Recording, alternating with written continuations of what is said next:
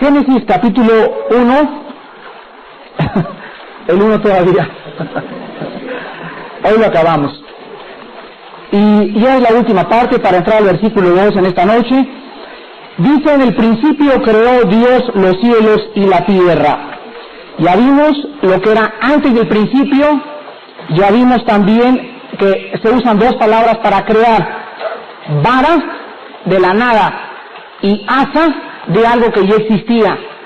Ahora vemos a continuación también que dice la Biblia que esta palabra que se usa por primera vez en la Biblia, Dios, es la palabra hebrea El Ohim, y vimos también que indica pluralidad.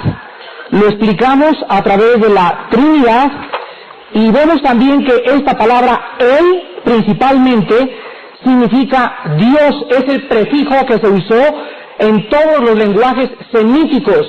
Siempre se usa este prefijo El. Y la palabra In, con la cual acaba en el hebreo El Ohim, siempre es plural.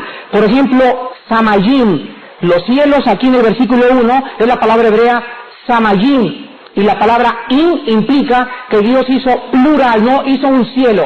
La Biblia nos habla de 3 cielos, de lo cual voy a hablar también. Ahora nosotros vamos a ver que también la Biblia nos muestra que siempre que hay un nombre compuesto de Dios en la Biblia, se usa el prefijo El. Por ejemplo, El Ohim, o sea, el Dios que cubre, el Dios creador, el Dios que abarca todas las cosas. Después tenemos la palabra El Elión, que significa el Dios altísimo. Esto lo vemos en Génesis 14, del 18 al 22. Después está en la Biblia la palabra El Roi, que significa el Dios que ve, el Dios que penetra en las casas, el Dios que ve la oscuridad, el Dios ante cuya presencia todas las cosas, dicen Hebreos 4:13, están desnudas ante sus ojos.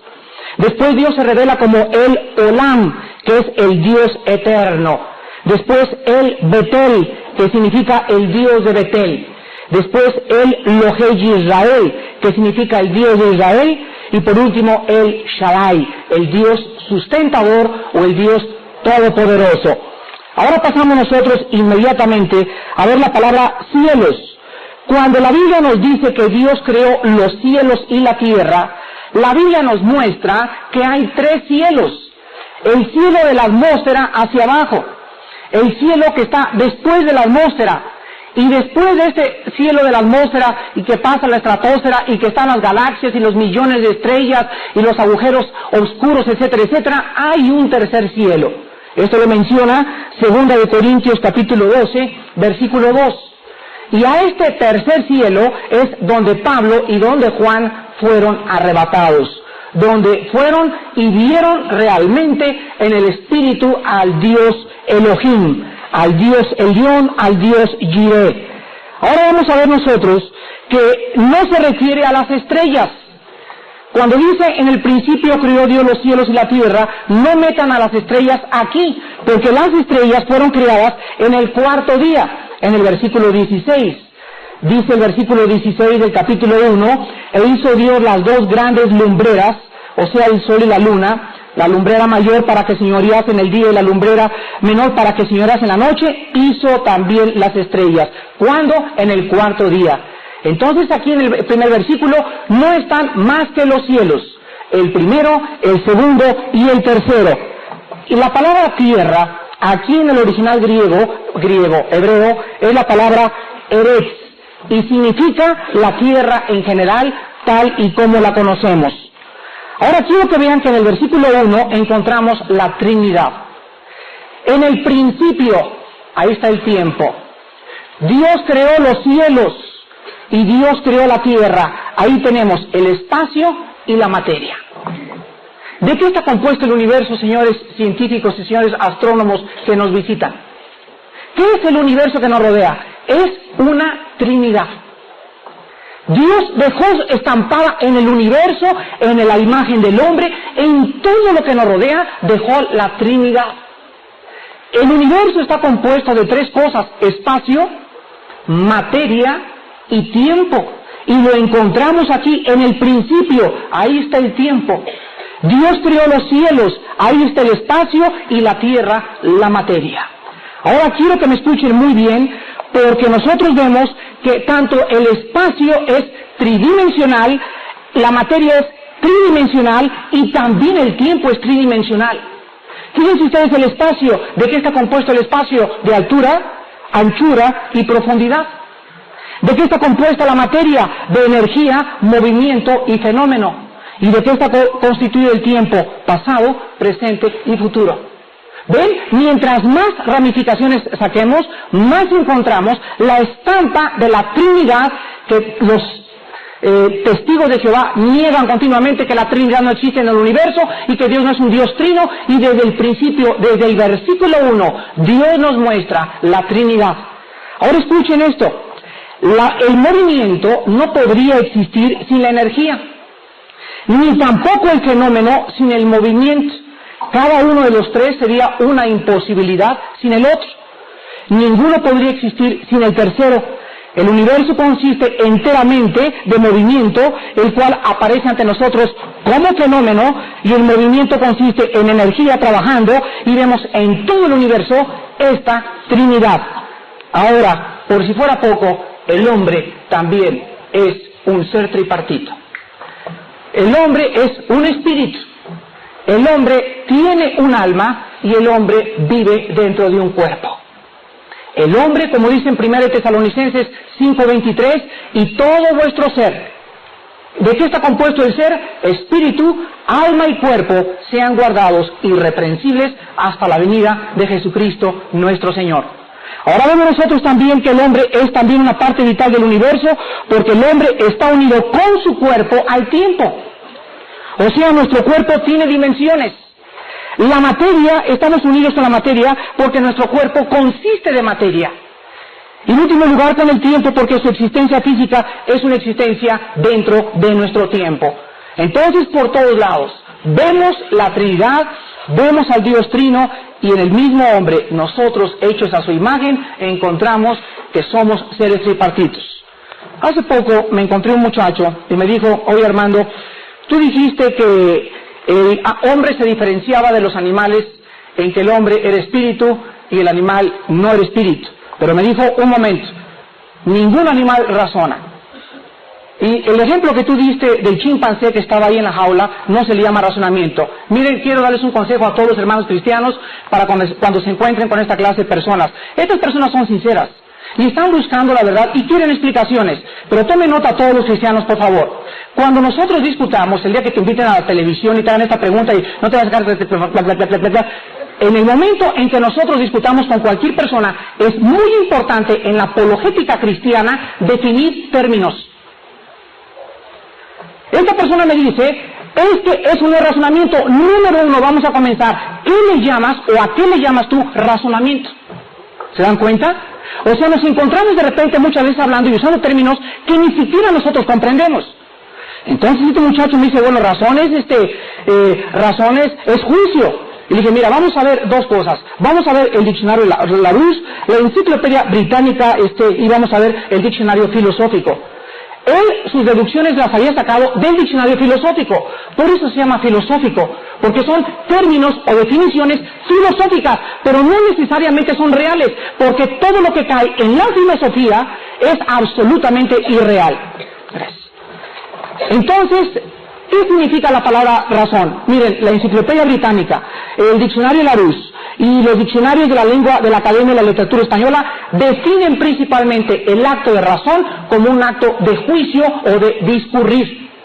Cuando el chimpancé acomodó una caja y la puso sobre la otra y sobre la otra, el chimpancé juzgó en su mente que bajo las dos cajas no podría alcanzarlas, tendría que poner la tercera, y discurrió para brincar y alcanzar los plátanos. Entonces hay un grado, o existe en el chimpancé, en el delfín, en el perro y en el caballo, cierto nivel de razonamiento, no como en el hombre, pero sí existe dentro de ellos cierto discurrir para tomar decisiones, y eso es lo que significa razonar.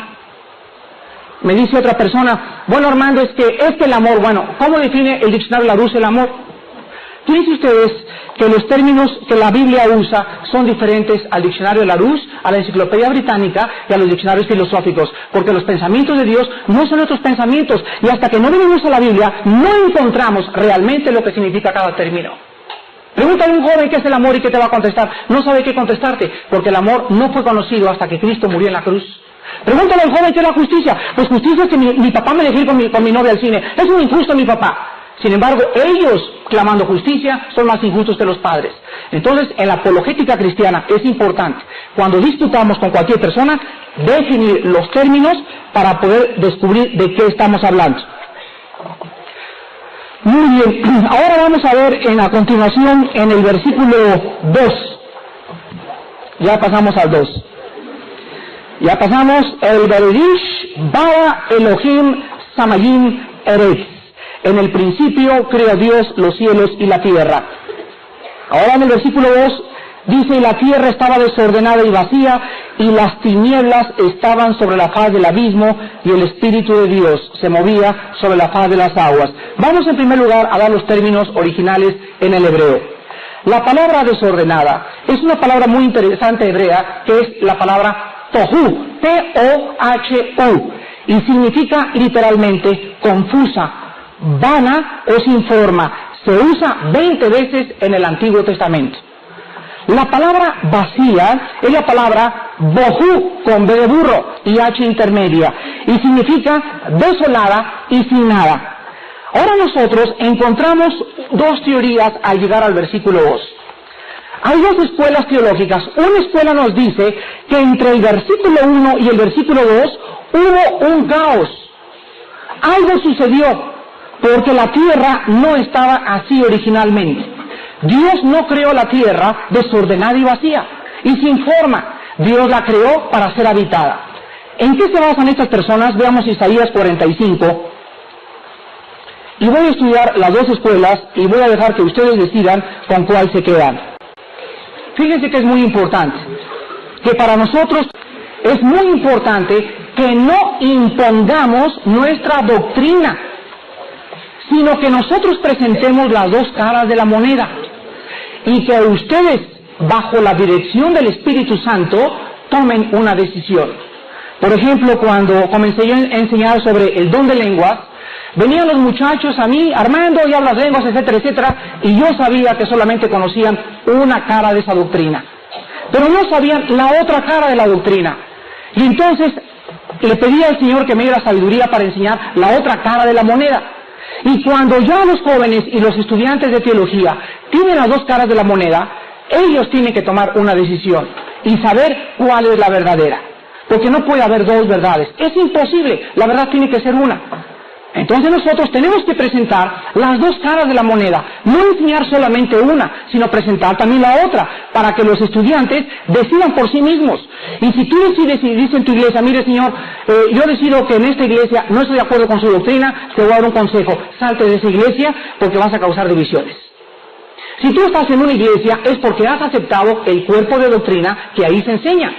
Pero si tú no estás de acuerdo con esa doctrina y comienzas debajo del agua a decir a la gente, el pastor está mal, los misioneros están mal, lo único que haces es convertirte en instrumento de Satanás y causar división. Es bien sencillo, no estás de acuerdo, salte de esa iglesia y vete a una iglesia donde crean lo que tú crees, ¿verdad? Porque es bien trágico que haya tantos hombres que descubren la luz y regresan a sus iglesias y comienzan a causar divisiones. Y las divisiones no son de Dios, las divisiones son del diablo. Donde hay celos y perturbación y división, ahí está el diablo. Nunca seas causa de división. No estás de acuerdo en tu iglesia, vete a otra iglesia donde crean lo que tú crees. Pero no causes división por causa de la doctrina.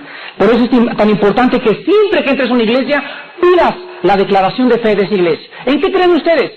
Hay cristianos que tienen una iglesia, vamos a poner un ejemplo, la iglesia metodista 3 años y nunca han leído la declaración de fe, no saben ni lo que cree la iglesia metodista.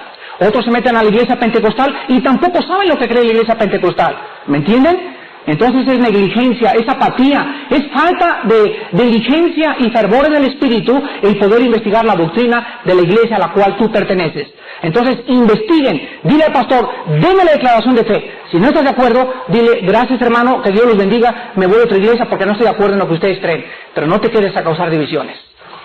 Dice la Biblia entonces en Isaías 45:18 lo siguiente: porque así dijo Jehová, que creó los cielos, Él es Dios, el que formó la tierra, El que la hizo y la compuso, no la creó, y aquí se dice, bohu, o sea, no la creó desordenada ni vacía, para que fuese habitada, la creó, yo soy Jehová y no hay otro. Muy bien, este es el primer argumento a favor de esta enseñanza. Dios no creó la tierra como el versículo 2 lo dice. Ahora hay otra prueba. Ustedes saben que hay versículos en la Biblia entre uno y otro con miles de años de diferencia. Vamos a dar un ejemplo en Apocalipsis 12. Apocalipsis 12, vamos a ver que en la Biblia hay varias veces donde se nos muestra que entre un versículo y el otro hay 2.000, 3.000, 4.000 años de diferencia. Dice Apocalipsis 12, versículo 5. Y ella dio a luz un hijo varón, que regirá con vara de hierro a todas las naciones, y su hijo fue arrebatado para Dios y para su trono. Aquí hay 2.000 años entre la parte A y la parte B. Y ella dio a luz un hijo varón, es el nacimiento de Jesucristo, que regirá con vara de hierro a todas las naciones. ¿Hasta cuándo va a ser eso? Hasta el milenio. Pero se junta otra vez y dice, y su hijo fue arrebatado para Dios y para su trono, cuando resucitó. Fíjense ustedes que se nos presenta a Cristo en un rompecabezas. Se nos presenta cuando nace, después se brinca hasta el milenio y después acaba cuando es resucitado. Y los judíos por eso se equivocaron, porque cuando vino Cristo no sabían que la hermenéutica de la interpretación bíblica se podían encontrar versículos donde se presentaba en la mitad del versículo al Mesías como el Salvador y en la otra mitad como el Rey Sufriente. Y querían juntar los dos y no discernieron y se embolaron y creyeron que Cristo no era el Cristo porque murió en la cruz, sin antes haber sabido que era necesario que muriera antes de que reinara. Vamos a ver otro ejemplo en Isaías 61. Qué importante es que conozcamos la hermenéutica cristiana. La palabra hermenéutica la conocen los estudiantes de teología. La palabra hermenéutica significa la interpretación de la Biblia. Entonces, la rama de la hermenéutica trata con la interpretación o las reglas de la interpretación bíblica. Nadie puede agarrar la Biblia y, pues yo creo que aquí está hablando, ¿verdad?, de He-Man. Dice el capítulo 61 de Isaías, el Espíritu de Jehová, el Señor está sobre mí, porque me ungió Jehová, me ha enviado a predicar buenas nuevas a los abatidos, a vendar a los quebrantados de corazón, a publicar libertad a los cautivos y a los presos apertura de la cárcel, a proclamar el año de la buena voluntad de Jehová y el día de la venganza del Dios nuestro. Escuchen, cuando Jesucristo entró a la sinagoga y se le dio el rollo de Isaías para leerlo, Jesucristo escogió el capítulo 61 y cuando acabó el versículo 1, ahí se acabó y lo enrolló. ¿Saben por qué? Porque el versículo 2 se cumpliría 2 o 3 mil años después. ¿Ven? En estas interpretaciones encontramos que en la Biblia puede haber un versículo seguido del otro, pero en medio puede haber miles de años que no se ha cumplido. Por eso, entre el versículo 1 y el 2 del Génesis, puede haber varios miles de años. Yo les voy a decir que lo crean, les voy a presentar el segundo argumento. Vean Ezequiel capítulo 28, la caída de Satanás, y vamos a ver que Satanás, antes, Ezequiel 28, Satanás, antes de que el hombre fuera atacado, antes de que fuera puesto en el Edén, Satanás ya vivía en el Edén. Vamos a ver esto, o sea, antes de que el hombre fuera puesto, ya había habido algo en la tierra. Vamos a ver en el capítulo 28 de Ezequiel, versículos 12 al 16. Dice así: Hijo de hombre, levanta endecha sobre el rey de Tiro y dile, así ha dicho Jehová el Señor, tú eras el sello de la perfección, lleno de sabiduría, acabado de hermosura. En Edén, es la misma palabra hebrea que se usó en Génesis 1. En Edén, en el huerto de Dios estuviste. De toda piedra preciosa era tu vestidura, de cornelina, topacio, jaspe, crisólito, berilo y ónice, de zafiro, carbunclo, esmeralda y oro. Los primores de tus tamboriles y flautas estuvieron preparados para ti en el día de tu creación. Tú, querubín grande, protector, yo te puse en el santo monte de Dios, allí estuviste, en medio de piedras de fuego te paseabas. Perfecto eras en todos tus caminos, desde el día que fuiste creado hasta que se halló en ti maldad. A causa de la multitud de tus contrataciones, fuiste lleno de iniquidad y pecaste, por lo que yo te eché del monte de Dios y te arrojé entre las piedras del fuego, oh querubín protector. Vemos nosotros que hay un paréntesis entre la creación del mundo, entre la creación del hombre, y en medio de esos dos algo pasó aquí en el planeta Tierra. No sé cómo estuvo la cosa de Satanás, pero la cuestión es que Ezequiel nos muestra, vamos a ver al ratito Isaías 14, que algo sucedió por lo cual Satanás fue echado del huerto del Edén. Y en ese momento él pudo haber creado el desorden que existía en la tierra cuando el hombre fue puesto y que Dios tuvo que reconstruir después de la creación original. Veamos ahora Isaías 14. Isaías capítulo 14.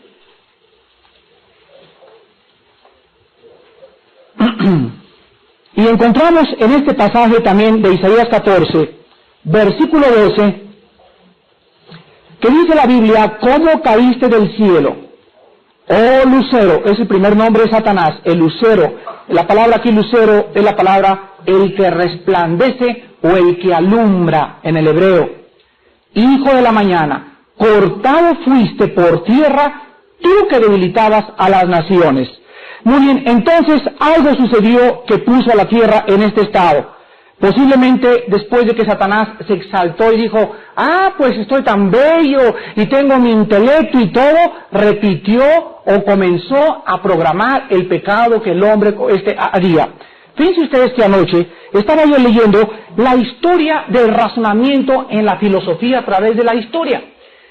Y me apasiona la historia del hombre en cuanto a sus pensamientos filosóficos y en cuanto a sus pensamientos de su conciencia del universo, lo que estudia la metafísica y la religión. Y encontré lo siguiente: hasta Tomás de Aquino, en el año 1200 y feria, en el siglo XIII, todos los seres humanos y la historia y los pintores y los escultores reflejaban en sus pinturas, en sus esculturas y en la literatura que existe antes de Tomás de Aquino a Dios.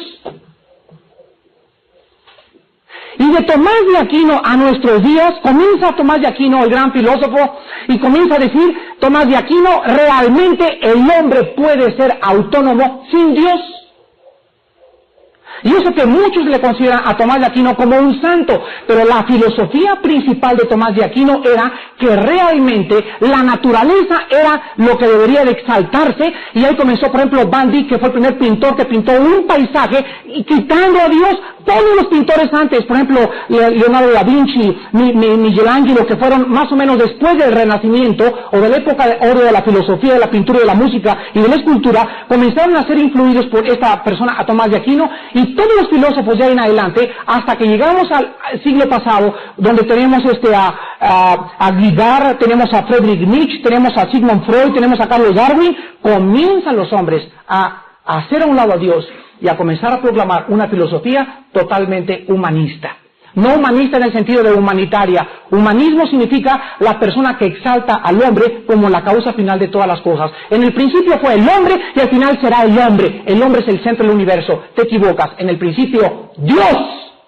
Cómo el pensamiento comienza a ser transformado y comenzamos nosotros a emular, y el que acaba y le da la puntilla a la filosofía de los grandes pensadores es el gran Emmanuel Kant, que juntamente con Hegel, el maestro famoso de Karl Marx, acaban de destruir la filosofía humana, y Kant comienza a decir realmente junto con Friedrich Nietzsche: Dios está muerto. Y estas corrientes llegan al siglo XX, y entonces los pastores en Estados Unidos mandan a los seminarios europeos a estudiar la teología, y van a Alemania, donde predomina Kant, donde predomina Nietzsche, donde predomina el racionalismo, regresan a Estados Unidos, y en 1910 comienza la infiltración y la verdadera apostasía de la iglesia que el Señor ganó con su sangre. Y llegamos a México y vemos que en México hace 10 o 15 años tú no podías decir yo soy cristiano porque se reían de ti. El hombre es irracional 100%. Profesando ser sabio se convirtió en un necio. Las ciencias son hechos comprobados. Cualquier cosa que salga en el área de filosofía, pensamiento, hipótesis, especulación, y que no esté comprobado a través de la observación y a través de la reproductibilidad, no es científico. ¿Por qué entonces se burlan de los cristianos cuando la teoría de la evolución es antifísica, antibíblica, anticientífica, antigenética, antibiológica, antiarqueológica, antigeológica? Ya el mexicano comienza a darse cuenta que tenemos una razón, un propósito para vivir, una explicación maravillosa en la Biblia, y comenzamos a ser fortalecidos por el Espíritu de Dios cuando vivimos y sabemos que este libro es la palabra de Dios.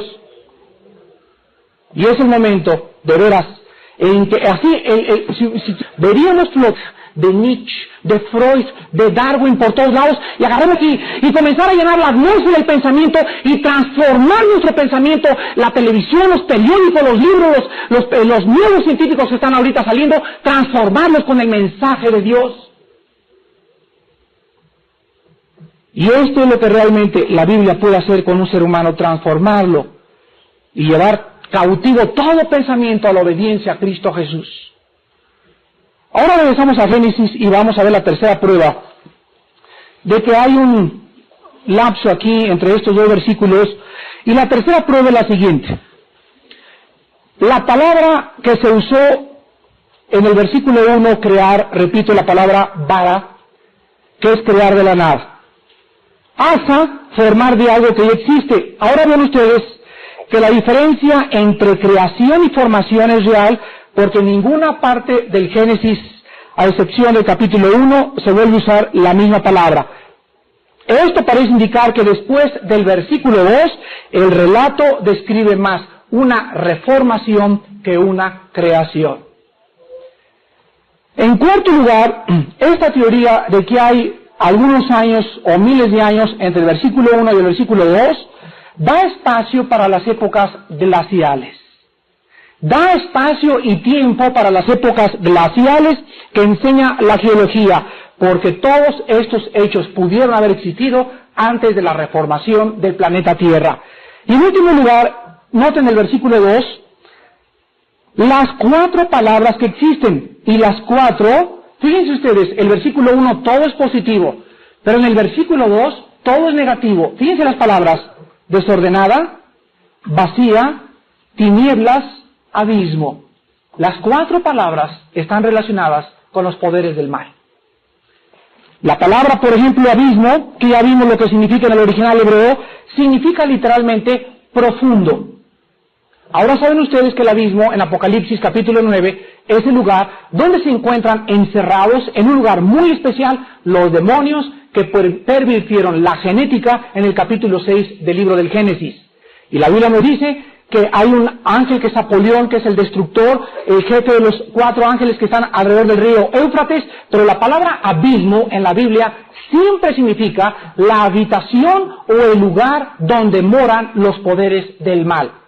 Hay suficientes evidencias, algún día se las doy, repito, hay suficientes evidencias que el abismo está en el centro del mal.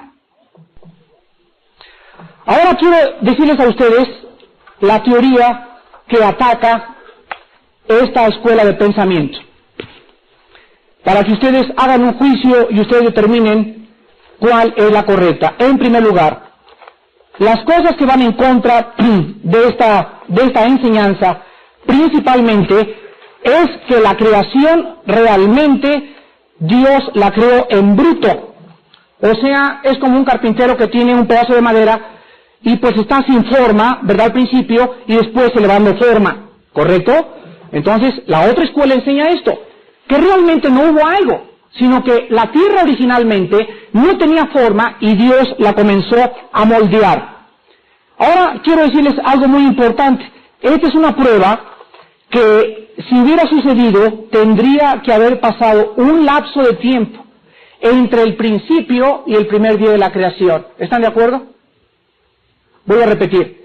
Si originalmente Dios creó la tierra y entonces la comenzó a moldear, ¿en cuánto tiempo la acabó de moldear? Porque dice la Biblia que Dios creó todo en 6 días. Y vamos a demostrar después que los días del Génesis son días literalmente de 24 horas. Esta es la objeción a esta enseñanza. Otro argumento en contra de lo que les enseñé.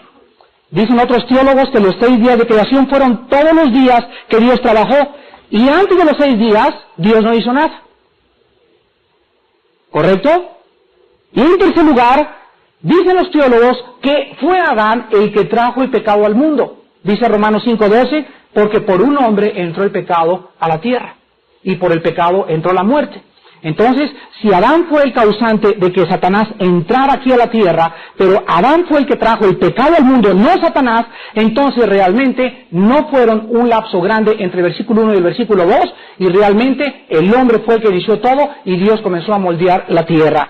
Yo no quiero darles mi particular opinión, se la doy a la salida en privado cuando ustedes me pregunten, pero no quiero que ustedes digan, es que Alducin dice que realmente hay un versículo 2, entre el 1 y el 2, hay un lapso de tiempo, etcétera, etcétera. Yo solamente les presento las evidencias de aquí, las evidencias de allá. Yo tengo mi opinión particular, pero si yo se las externo, influyen ustedes.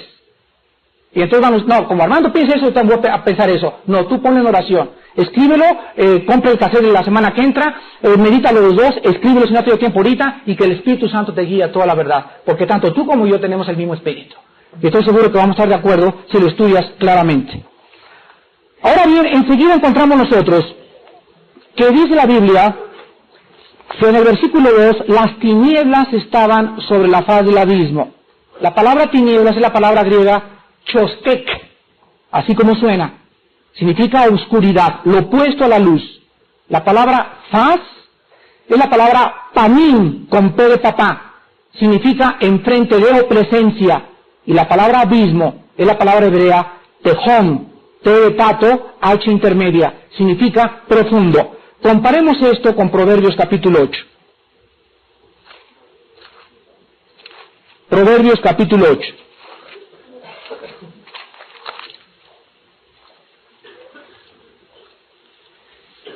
Y quiero que vean ustedes la referencia paralela donde se nos muestra a Cristo personificado en Proverbios 8 como la sabiduría. Y se nos muestra que Él ya existía antes de la formación del abismo. Y es la misma palabra en el hebreo. Proverbios 8:24. Antes de los abismos fui engendrada, antes que fuesen las fuentes de las muchas aguas. Versículo 27. Cuando formaba los cielos, allí estaba yo. Escuchen. Cuando trazaba, ¿qué dice? No solamente Isaías, sino también Salomón, antes de Galileo, descubrieron que la tierra era redonda. Cuando trazaba el círculo sobre la faz del abismo, vean ustedes que fue Cristo quien trazó o diseñó o el que dijo no. Imagínense las 3 personas de la Trinidad. ¿Cómo haremos la tierra? ¿Un cubo? No, vamos a hacer a un rectángulo. No, un triángulo. La Biblia nos enseña que Cristo dijo, así será, y así fue hecho. Fue Cristo el Hijo el que decidió que fuera un círculo la tierra. Ahora nosotros vemos que esto pasa. Vean ahora Job capítulo 22. Job 22, que es más antiguo todavía, está antes de Salmos. Job es más antiguo que Salmos, porque la historicidad y la época de Job se calcula con la misma edad del libro del Génesis. El libro de Job, repito, se calcula de la misma antigüedad que el libro del Génesis. Job 22:14. Las nubes le rodearon y no ve. Y por el circuito se usó la misma palabra círculo, o por el círculo del cielo se pasea. Vemos pues la abrumadora evidencia bíblica antiguo testamentaria, científica, porque está comprobado por las ciencias científicas que los mismos científicos. Ahora regresamos y vamos a ver en segundo lugar que dice que cuando se trazó el círculo sobre la Tierra y se demuestra que la Tierra realmente original no tenía esta circunferencia, sino que le fue dada, encontramos que en este momento, escuchen muy bien para poder entrar al primer día de la creación, la fuerza de la gravedad no estaba funcionando para atraer las partículas cósmicas de materia y formar una masa coherente definida. Tampoco estaban en operación hasta el versículo 2 las fuerzas electromagnéticas, pues todo era tinieblas. Y vamos a demostrar que cuando Dios dijo que sea la luz, no era la luz del sol, no era la luz de la luna, porque fueron creadas en el cuarto día. Se refería a las tres clases de fuerzas que existen en el universo: la nuclear, la gravitacional y la fuerza electromagnética. Y cuando Dios dice sea la luz, en este momento lo que realmente sucedió es que se puso en movimiento la energía. ¿Qué es la luz? Energía. Vemos pues que el universo físico llega a existir, pero antes estaba sin forma. Vean entonces la forma científica tan maravillosa en que Dios hace todo. Dios hace la tierra, la comienza a moldear, o lo que haya pasado antes no importa, pero dice la Biblia, todo era tinieblas, estaban sobre el abismo, y encontramos en el versículo 3, y entonces Dios dijo que sea la luz, o sea, comienza el espectro electromagnético, y comienzan las fuerzas gravitacionales a ponerse en operación, y la ciencia comprueba, las ondas mueven en...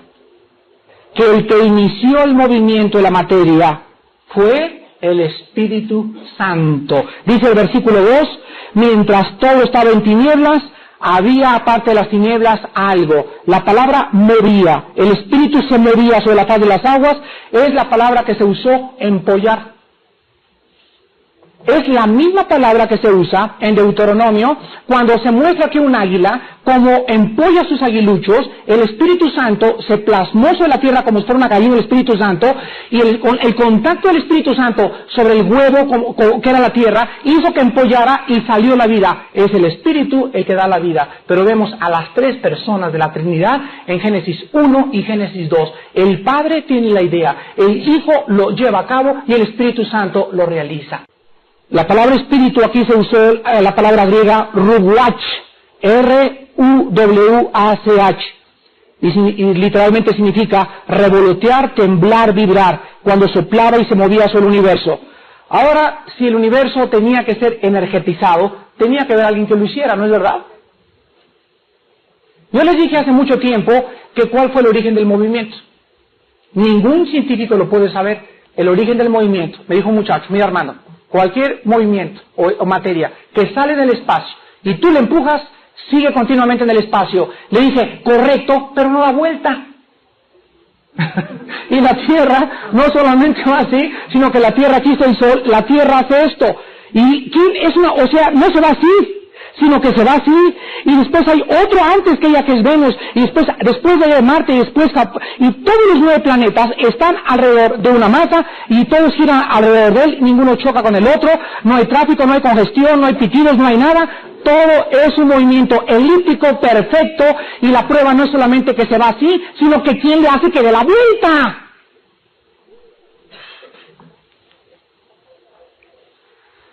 Para que haya movimiento, tiene que haber alguien que lo inicie. Bueno, la ciencia eso no lo puede explicar.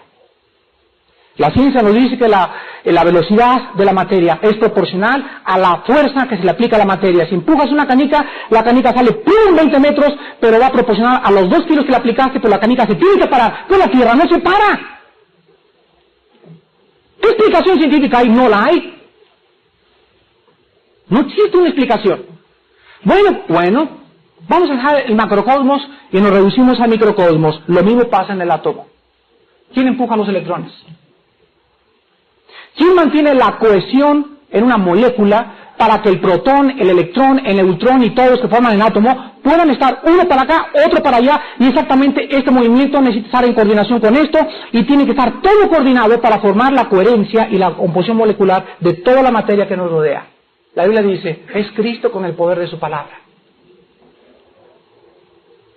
Ahora vamos a ver que, con excepción de las fuerzas nucleares, solamente existen dos tipos de fuerzas en el universo que operan sobre la materia. Las fuerzas gravitacionales, que son la fuerza entre dos objetos, y las fuerzas del espectro electromagnético. Y todas estas fuerzas están asociadas en campos de actividad y con transmisión de movimientos, todos en ondas. Todos. Entonces tenemos que en este versículo que el universo adquirió las tres clases de fuerza que actualmente conocemos. La gravitacional, o sea, la fuerza entre dos objetos. La electromagnética, que es la fuerza entre el electrón y el núcleo del átomo. Y la nuclear, que es la fuerza entre el protón y el neutrón dentro del átomo. Ven el Salmo 104 y vemos que es el Espíritu Santo, el mismo que lleva a cabo la manutención, la cohesión, la coherencia de todas las fuerzas gravitacionales, electromagnéticas y nucleares que existen en la materia.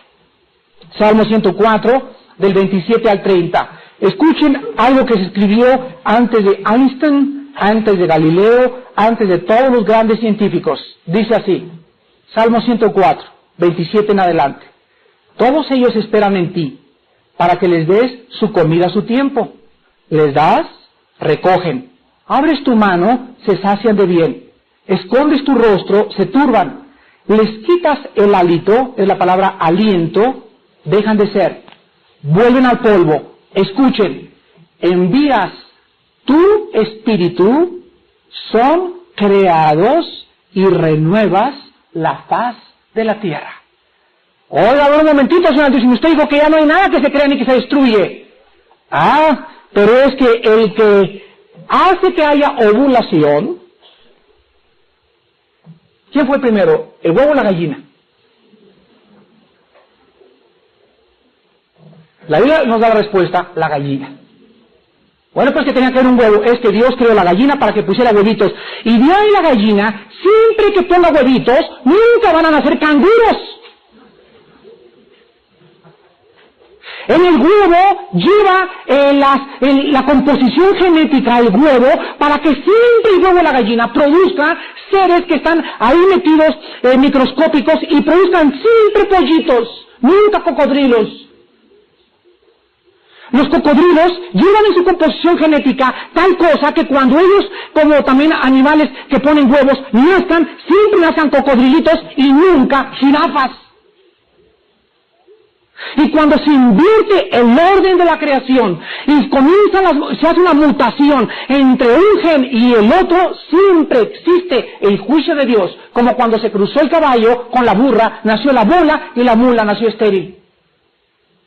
Es el Espíritu Santo, el que dice la Biblia que hace que germine cuando el semen corre y entra al óvulo de la mujer y viene la ovulación. Es el Espíritu Santo el que dirige el semen, ya sea las cromosomas X o Y para que sea niño o niña, y hace que se meta, y el Espíritu Santo escoge si es niño o niña lo que vas a tener. Pero ahora la genética ha descubierto que ya se puede el semen congelar, y a través de no sé qué procedimiento se puede separar para que haya selección de sexos. Y ahora tú puedes ir y encontrar en un tubo sémenes con la cromosoma abundante X, y ya sabes que puede ser niño o niña, y tú escoges el sexo, y nos convertimos en dioses. Y a lo mejor Dios no quería que tuvieras una niña, quería que tuvieras un niño, y violaste un principio de Dios. Dice la Biblia, no seas sabio en tu propia opinión. ¿No es cierto en Proverbios 3? Entonces, bueno, es que queremos niño. Bueno, Señor, es lo que tú quieras, porque a lo mejor este niño va a ser el más grande predicador de México, el más grande misionero, y a lo mejor guiados por nuestras emociones, y porque en mi familia siempre fuimos niñas, queremos niña. Que después, en el versículo 3, cuando Dios dice, sea la luz, la ciencia comprueba que la luz es la más básica de todas las formas de energía, y la luz está íntimamente relacionada con todas las demás formas de energía. Alberto Einstein declaró y aventó en el tapete del mundo científico la siguiente ecuación, que es muy famosa, todos se lo saben. E igual a mc al cuadrado, o sea, c era igual a la velocidad de la luz. Entonces, Einstein con esta fórmula relacionó que la energía estaba relacionada con la materia, y en esta ecuación fue lo que les dijo al mundo científico. La relación que existe entre la energía y entre la materia es absolutamente intrínseca. Esta ecuación de Einstein dividió el mundo científico, y Einstein fue el científico más honesto que ha existido porque dijo, todo es relativo. En otras palabras, en este universo en el cual nosotros vivimos, no se puede decir, yo he llegado a la realización de la conciencia por mí mismo, o la química es verdad, o las matemáticas es verdad. Einstein dijo, las matemáticas son relativas, la química es relativa, la ciencia es relativa, todo es relativo porque realmente vivimos un mundo relativo. El único que es absoluto es Dios. Entonces la verdad tiene que ser encontrada en Él. Y para que tú puedas encontrar y penetrar las verdades absolutas, tienes que conocer a Jesucristo como tu Señor y como tu Salvador. Porque en Cristo están escondidos todos los secretos de la sabiduría. Ni en Einstein, Cristo el Hijo, el sustentador de todo lo que existe, que Él es realmente el camino, la verdad. Quiero decirles a ustedes que observen el versículo 2 y el 3.